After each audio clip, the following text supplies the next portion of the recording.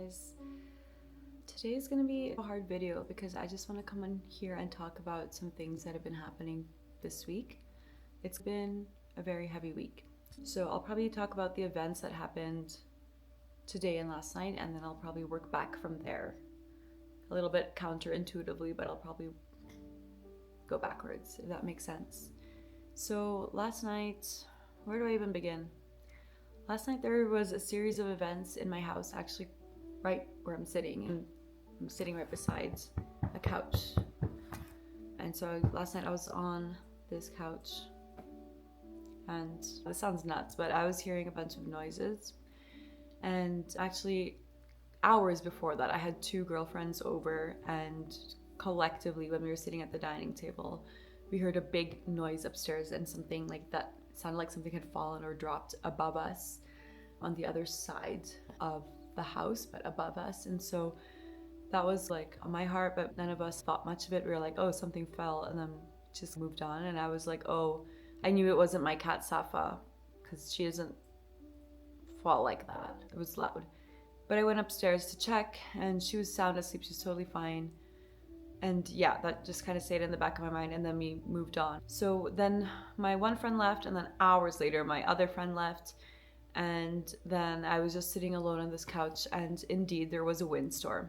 But as there was a windstorm, I started hearing other stuff in the house that wasn't part of the wind. It was really weird because I was hearing jumping and like knocking upstairs in the same part of the house where we heard the other first noise collectively. And then I was praying, but I felt really kind of like tired to pray. I just felt like I did not have it in me. And I called my friend back, and she had just recently left my house, and I called her back. I was like, dude, I'm so sorry. And I told her what was happening. And she came over, and she brought her head covering too. And she was really my Ebenezer. She really helped me when I didn't have strength. And she surged into me prayerfully. So we get in my house and we pray, and we sit here right where I'm sitting. She's right here, and I'm right here on this couch. Okay, this is where I was sitting, and this is where I was hearing the noises. I'm talking about, I heard a jump, and you know how, okay, if depending on where you live in the world, if your house is made of not concrete and not solid material, so a lot of people in Asia, you won't get what I mean, but if you're in North America, a lot of houses are just made of wood.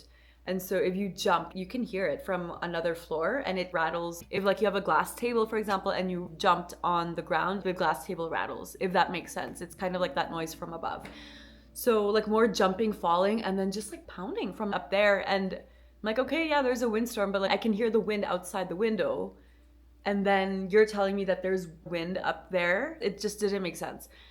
And so I was praying, and even Safa, my cat, was getting scared. She was like looking up. She kept looking up. And I'm like, yes, girl, I know you hear it, my baby. Don't be scared, okay? But yeah, my poor girl. Anyways, Joanna comes back inside, and we're just praying. And I was saying to the Lord, if there's anything in my house, please just reveal it right now. If there's any sounds, because I said to the Lord, two's a witness. So if two people who are in the Lord are prayerfully hearing stuff, two's a witness, and they're confirming what I'm seeing and hearing and believing, right? As I was praying, like, Lord, just reveal it right now. If there's any sounds. Then the sounds were increasing. My friend heard the sound, and literally as I was saying, Lord, please reveal if there's anything in the house, please reveal so we can go up there and pray. And then it just started making sounds again.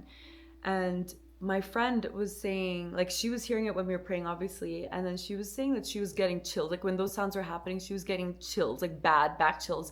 And I know this is something how she feels stuff, because I remember one time, like last year when we were praying in church, we had invited someone to church, and as she was praying over them so that they would hear the word of God that day, she was also getting like blockades and back chills and stuff, mental blockades when she was trying to pray.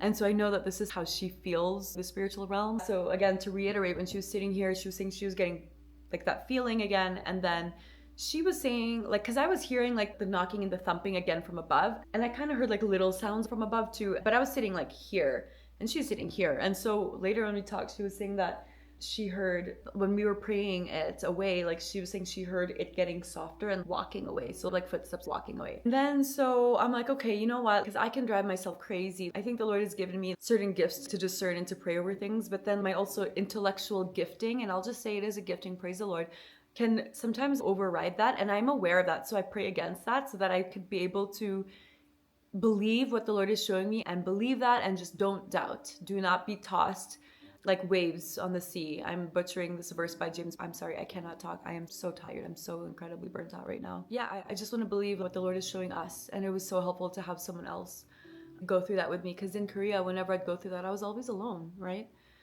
Anyways, so we go upstairs and we're in the hallway right in front of the bedrooms. And I know where in the house I want to go because the noises were coming from right above here and I want to go to that room. But for certain reasons, I stop outside of the room and then we prayed and then we walked away. And then I was like, you know what, I want to go back. So we actually opened the room and we were standing there. I was praying like, Lord, we declare that this room is yours, etc., praying. And then I was saying, Lord, if there's anything in this room that's unpleasing to you, please reveal, please reveal. And my friend sat down on the ground and then I sat down with her and again, we were praying. Later, she tells me that she felt so heavy in that room that she had to sit down, like she couldn't stand. And that's the reason why she sat down. So get this. Immediately when I stopped praying, I said, Lord, if there's anything, please reveal. I opened my eyes and my eyes went to this thing on the wall that I had since I was a kid. This is not my room, by the way, but we had this thing since I was a kid in Abu Dhabi. My family had this Japanese thing and it's this woman overlooking the temple. So anyways, I finished praying. I look at it and that's the first thing I see. And I was like, what is that? What are those characters? And then she was like, I don't know. I saw it too. And I knew that when I zoned in on the wall, I knew that she saw it too. I just sensed that because we both finished praying. We look up and we see it, this thing for the first time. But when we had first entered the room, we didn't zone in on it. That's why I'm saying the Holy Spirit needs to show you things and open your eyes, right? Because you see things in the natural and everything's okay. It's fine. Like you've had this thing since you were little. And it's just so funny how spiritual stuff works because on one hand, intellectually, we know we shouldn't have pictures of temples in our house. Yeah, we know. But then sometimes we don't see things. And then when the Holy Spirit opens your eyes and you see it again, and it's like, yo, I've been looking at this thing for ages and it's even cross continents with us. It's come into all these houses we've had. And I'm seeing it again for the first time and it's not okay. It needs to leave. I'm like, how did we never notice it? Thank you, God. But the fact that we both noticed it together and like honed in on that, man, I get up and then I'm like, that's a temple, isn't it? And she was like, yeah, but it could also be a house. And I was like, okay, my phone's downstairs. Do you have Google Translate? And so she whips out her phone and she Google Translate the thing. And it was like, I can't remember what temple it was, but it literally said something temple and it was a UNESCO site. And I was like, okay, it's a temple. It's got to go. We know things and then we also know things, but then sometimes we need to connect. Holy Spirit has to open our eyes to specific things. So we take it out and I think we would say we felt lighter after we prayed over that room, but we still went around each room in the house and praying, and each floor praying and praying. But my friend was saying that there was a moment when she was in that room where she felt this feeling of, okay, I either need to leave right now because I don't think I can be in this room, because she had this feeling that the door would close behind us and I didn't have that feeling. So I don't know if it was her fear. I think it was fear because yeah, the feeling of I need to leave right now, that's not of God, right? But again, I say this to show like how sensitive the situation was and how intense the situation was. Safa was so sweet. She was like watching us, looking at us from one to another, and she knew that something was going on because she obviously heard the sounds.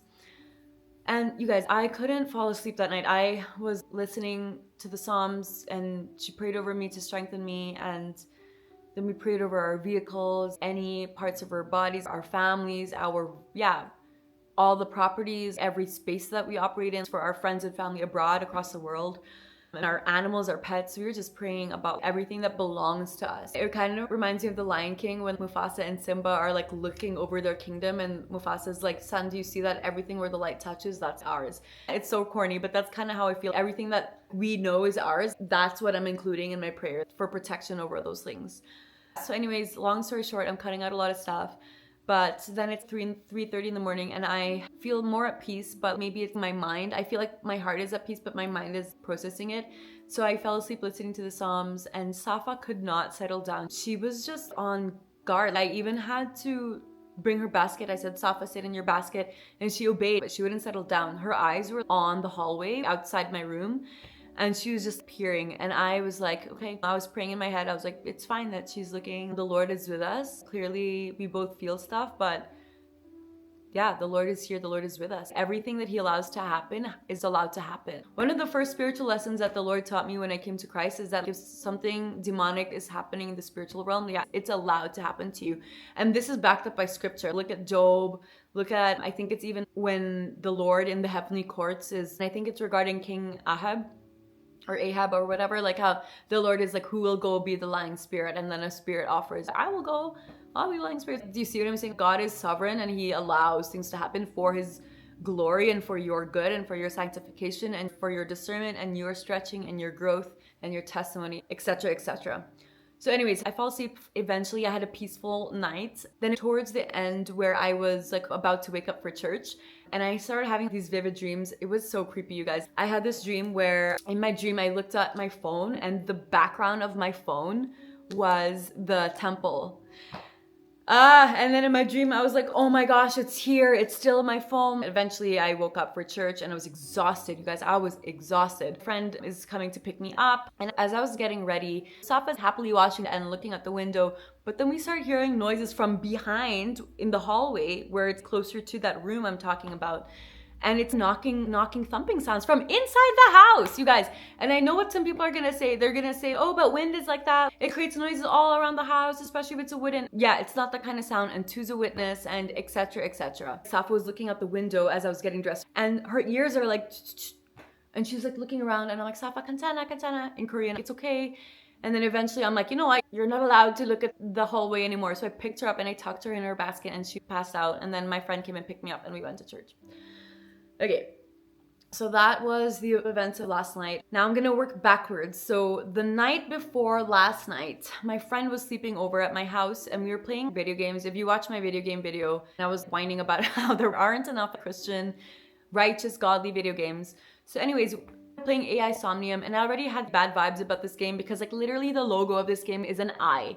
And the more I played it, the more I'm like, oh, there's like symbolism, but you're getting invested in this game. And then you're like, Lord, is it okay? And then you're getting invested in this game and you're like, you really want to know because it's a mystery. And she even got into this game. So we've been playing it for a couple days now. Eventually this ungodly game gets to a point where in order to progress further in the game, you have to do this satanic occultic ritual and you have to draw a pentagram. Then she was like convicted. She's like, no, this is so gross, don't do it. We both agreed that we can't play this game anymore because the thing is, the enemy is so subtle. This is totally a way to enter the occult in your life, especially for people who don't have Christ and don't know. If the enemy can't get you to do an actual occultic satanic ritual, he will try to get you to do it in a video game. Right? You think I don't do the occult, I don't do astrology, or I don't have anything to do with satanic rituals. Yeah, lo and behold, you're literally doing the thing in a digital form. Okay, now I posted a video a couple days ago where I said that Palia has annoying astrology themes and someone commented, and okay, God bless you, dude. If you're watching this, God bless you. Thank you for watching and subscribing. I have 66 followers, so I'm so grateful and honored that people are like even watching this stuff. But someone commented and basically they were saying 99.9% of fantasy stuff like Palia is a fantasy game is gonna have occultic themes. It's really true, and that's why I'm praying for Christian fantasy, righteous stuff, because C.S. Lewis did it. And by the way, the fantasy genre that we have today can kind of be traced back to him and Tolkien, right? And Tolkien was Roman Catholic. So I'm saying these are Christian writers, Christian themes. There can be Christian righteous fantasy. It can be our genre. It can be a redeemed genre. It doesn't have to be this occultic thing that the enemy just hijacks and uses for his own kingdom. No. And I know that video games have all these stuff because it's coming from a certain kingdom. And that's why I think that the Lord needs to redeem all parts of creation. His people need to be working in all sectors of life because, yeah, just because. There needs to be Christian everything. And the thing is, what irks me, and I was telling my friend this before this happened, I was saying like it's irritating that you get into a game as a Christian, you're discerning about like certain games. Is this okay for me to play? I'm like, okay, it should be okay. Then you get more than halfway into the game and then it's suddenly like the whole occultic thing is revealed itself. It's, you can't get past this game until you do the satanic ritual. Okay, this is not the first time that this has happened. In the game Pentiment that I really liked in Korea, I would play it on my friend's Xbox, and I couldn't proceed in the game until I did this annoying astrological birth chart thing. And I was like, I'm not doing this anymore. Okay, so I stopped playing Pentiment and I stopped playing video games. Then I moved back to Canada, got a Switch after I was done my semester in seminary. And then I'm like, okay, AI Somnium, so sketch, because the logo again is so sketch. And I knew this, but I think sometimes you override your convictions because you're like, Lord, it's fine. Yeah, you override your convictions with your head. And I'm not saying Christians can't be intellectual because clearly that's a gift, right? When I say intellectual, by the way, I don't mean that I'm so smart and I'm so intelligent. I'm just saying our intellect as in our mind, the tools that the Lord has given us. What I'm saying is it's annoying that you go so far into a video game and then the enemy just reveals himself and it's just not even hiding in plain sight. It is hiding in plain sight, but then it gets really obvious. And then you're like, oh, then you have to stop playing the video game. So yes, my friend and I deleted the video game that we're talking about, but it's annoying. It's so like insidious. But then it makes sense that if there's whiffs and hints of the occult in the beginning of the game, it's just gonna lure people in and then just pop off and show itself for what it is, show its true colors later in the game, but you're so invested at that point. Then you're like, oh, I'm so invested in this game, I'll just do this digital ritual. So over it. Oh, mamma mia. Okay, so that happened. And so I think like when my friend was trying to do the digital pentagram thing, it shook her pretty bad and convicted her, which is good. We were both on the same page. So that was night before last night. I'm gonna go a couple nights back. Like I said, I'm working back in the timeline of my week. So if you watched, I don't even know if I talked about this, but I think I mentioned in Korea, I used to struggle with intense sleep paralysis that were really demonic, and the Lord delivered me from it. Because one time I got really mad at the Lord, and I say this in just, I know that some people can feel upset when I'm saying that, mad at the Lord, but I really felt, Lord, I'm so sick of these sleep paralysis. You are my God. You can defend me. Stop. Like, why aren't you stopping it? Please, I go to you. Just stop this for me, is how I felt. In 2021, I had this bout of sleep paralysis and I got really good at waking myself up before it fully set in, and I would try to move my lips, skill and a grace that the Lord has given me. So anyways, here I am in Korea in my apartment on the 7th floor, and I yelled, stop, Lord, Lord, stop. And then I heard the Lord in my right ear saying, putting his hand down like a curtain, like a shield, and basically saying, it is done. But I only say this because what was done was the sleep paralysis. The Lord protected me from, he put a chasm down between me and the sleep paralysis in a way, and so he wouldn't let me be bothered by that specifically. But did I have other spiritual attacks? Absolutely. I absolutely still had other spiritual stuff happening in my life. He was talking about sleep paralysis, specifically where I would be protected. So that was the first time I heard the Lord's voice in my right ear. Okay, since I've come to Christ, right and left of my body has been very significant for me. I don't really know why. I can get an inkling why. In the Bible, it's always the right hand. So I get why, but I don't know why in my life. It's just been so obvious that when bad things happen, like satanically, demonically, it's like the left side of my body. It's just really interesting. Anyways, remember the story of Korea, like the sleep paralysis thing. So now going back to a couple days ago where I'm sleeping and I'm having this dream, I have this really perverse dream. And I'm not even gonna get into that. It was a really perverse dream. And then the dream was like progressing, and then something significant happened in the center of the dream. And I know it was significant, but I cannot remember it. And it bothers me because I want to pray over it. It feels like the memory was like plucked from me, kind of thing. So that was the middle of the dream. And then I'm gonna talk about the ending, the climax of my dream, where this is pretty significant. So in the end of my dream, my dream self was lying down on this mattress or cot thing, and the right side of my body was being shoved down. It hurt so badly in my dream that my body in real life was hurting. And it was like this oppressive pushing down, and it was like my dream self was going through sleep paralysis. Not my real self, my dream self was going through sleep paralysis. Heavy pushing down oppression on my right side. And in my dream, I kept saying my right shoulder, my right hip, my right side of the body hurts. So I say this because it is interesting that the Lord said it is finished in Korea. I would not have sleep paralysis, but the enemy is cunning and insidious that they're saying, okay, we cannot attack her in the form of real sleep paralysis. So what we're gonna do is we're gonna mimic it. And because Lara's dreams are so vivid, we are going to mimic her dream self will have sleep paralysis. But you know what I'm saying? It's like they can't get my real self to have sleep paralysis, so they can send me a really strong dream in which my dream self is going through the same thing. So it basically feels like the same thing. I was in South Korea recently, and one of my girlfriends in South Korea, her and I had a conversation about my dreams. And so my dream self that was undergoing sleep paralysis in my dream, I was thinking about that conversation, and I was thinking like, oh yeah, it's exactly what my friend and I were talking about in Seoul a couple of weeks ago. So this is what I'm saying. It's like my mind was very awake, and sometimes it's very confusing for me what was real, what wasn't, what memory was real, what memory was in a dream, because I'm quite awake mentally in my dreams, and it's very hard to discern sometimes. That's actually how I came to Christ, by the way. I talk about this in my testimony video. Dreams are how I came to Christ. Anyways, then I started praying in my dream and I was like, oh, it's like I'm having sleep paralysis again. In my dream, I'm thinking I need to start moving my body before it onsets, and then it sets in and then I'm stuck and I'm stiff. And so this is exactly what I used to think in South Korea. This is my tactic, calling on the name of the Lord and making sure you can move your body. So in my dream self, I start praying in Jesus' mighty name, and then I start just praying out loud, praying against the enemy, and then in my dream, it wasn't working. Jesus' name wasn't working. Dude, that's my key. Every knee shall bow to the Lord Jesus Christ, okay? Everything on this earth, like every demon, every satanic entity, it shudders under the name of Jesus Christ. It is the most powerful, holy, authoritative name. It's the highest name, seriously. And so for me, it's always worked.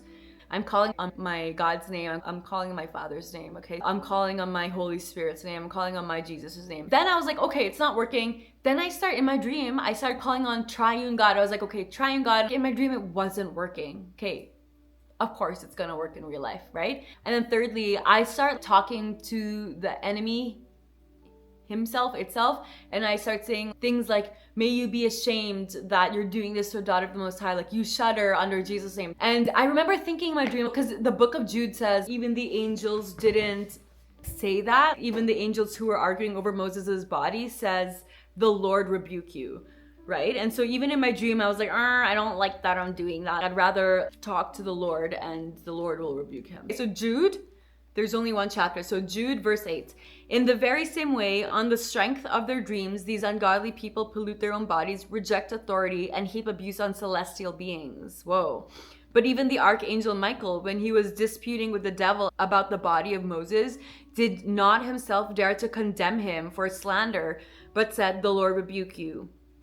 Yet these people slander whatever they do not understand, and the very things they do not understand by instinct, as irrational animals do, will destroy them. I'm not slandering these beings, but I'm just saying my authority comes from Christ, right? And it is Christ who rebukes him. It is God who rebukes the enemy. So I'm not going to be like talking to the enemy. I don't know. This gets tricky. Obviously, whatever authority you have, even if you are doing deliverance and whatever not, and I'm not talking about like abusive deliverance ministries. So please don't judge what I'm saying too critically. But I'm saying that even if you are doing some form of deliverance, and that authority still comes from Christ, okay? So please, I hope you understand what I'm saying. I'm not like slandering these demons in my dream, but I tried to use Jesus's name to rebuke that. I switched to the Triune God. And then lastly, for some reason in my dream, I was like, okay, this is not working. And then so I directly was like, may you shudder under the Lord's name. And that the dream basically got so intense that it wasn't working. And eventually I woke myself up and I was in pain on my right side. Okay. And then I was so disturbed when I realized it was a dream. So I grabbed my phone and I put my camera on just so I could video. I wanted to voice record, but I figured trying to find the voice recording app would take way too long. And so I just turned my camera on and I started speaking onto the video. And I was exhausted. You can hear when I listen back to those voice recordings, I feel like I'm delusional, like delirious right now. You could tell that I was so tired, man, so tired. So I looked at the time, it was 2:58 when I woke up, and by the time I was done recording, it was past 3 a.m, and I was so tired. I'm so mad right now that the enemy is so cunning. They're obviously trying to bypass the chasm that the Lord put. And again, I say, even if they're trying to bypass the chasm that the Lord put, the Lord allows them, because the Lord is trying to teach me something or show me something. He is sovereign over them, so nothing in this universe happens without his oversight. And I know that's hard for some Christians to understand, because it's like delving into the realm of, oh, so the Lord lets these people suffer. Okay, I'm not going to comment on that. That is a much deeper topic than the scope of what I'm talking about today right now. But I just want to emphasize, if you're going through like spiritual warfare and you're under the protection of the Lord and you are his child, trust him. Just trust him, because this is for your good, right? He's training you. He's showing you something. Yeah, that's all I got to say about this dream. Okay, so now this dream was like a couple days ago. Now I'm gonna backtrack to last week, about maybe a week and a half. I think it was Thursday. So I took a nap. You guys, I don't really take naps that much. And every time I do take a nap, I get a spiritual dream, either from the Lord or like a really perverse demonic dream. So anyways, 2 weeks ago this Thursday, I'm taking a nap and I'm listening to this video that I don't follow this guy. He pops up on my feed and he has this video called Demons Have Bad Smells or whatever. Long story short, in his video, he's showing many testimonies and women speaking out about their experience with bad smells and demons. And then this guy, the actual YouTuber guy who's commentating on these other women's videos, he is like, yeah, you guys, if you have a bad smell in your house, and it's coming from nowhere and it smells like ammonia or rotten eggs, he's like, it's a demon, don't ignore it. And he said, if you smell cigarettes in your house and it's coming from nowhere and no one smokes, it's a demon, don't ignore it. And then so I'm listening to this video, I'm like, okay, that's so interesting. And then I feel myself falling asleep and I say to myself, oh, what wacky dream am I gonna have this nap? And I said that sarcastically. Okay, so lo and behold, I fall asleep and I had a disgusting, yucky, demonic dream. Very perverse dream, and I wake up and I'm like, oh my golly, I need to pray over that. And then I needed to go to my nail appointment. Thank the Lord I woke up on time for that. But I think if I remember correctly, as I'm waking up from my nap and I opened the same video that was titled Demons Have Bad Smells. And you know how sometimes you open a YouTube video and it just kind of starts playing like at a certain part of the video, a random part? Yeah, so I press on the video again and then it starts playing at a part where a woman is speaking and the first thing she says is, if you have a bad dream and it's demonic, wake up and rebuke it. And I'm sitting there, oh my gosh, okay, literally I know this. But then I was like, I gotta go right now, otherwise I'll be late. And sometimes you procrastinate on doing the thing that you know you have to do. I ignore that inner conviction and I play a YouTube video and she exactly says the same thing. And I'm like, oh my god, okay, I'll do that when I get home. I kind of like half-heartedly pray. I'm like, Lord, like, okay, I pray against the dream, but it's not a deep prayer. Anyways, I'm thinking about that and I walk to my nail appointment. I come home and then I'm sitting on the couch right there. Long story short, my family and I smell this really bad ammonia rotten egg smell. Okay, you guys, like the Lord cannot be more obvious to me. And yet here I am just being like, Lord, are you sure? Can you confirm? And at the same time, already believing the testimony that he's giving me and what he's showing me. So I cannot with myself sometimes. So I'm sitting on the couch and we're all ignoring this bad smell. Finally, it gets so bad. I sit up and I'm like, what is that smell? My family member was like, I didn't want to say anything because I didn't want to be dramatic, but it got so bad. And it was literally around right where I was sitting. And yo, the kitchen is over there. If it was going to come from any part of the house, it should have come from over there.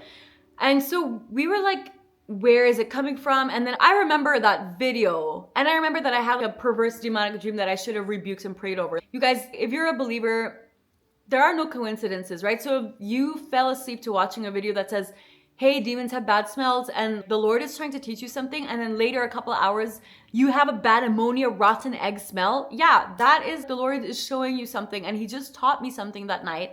It's the exact same smell as what was given as an example in the video. It was a rotten egg ammonia smell.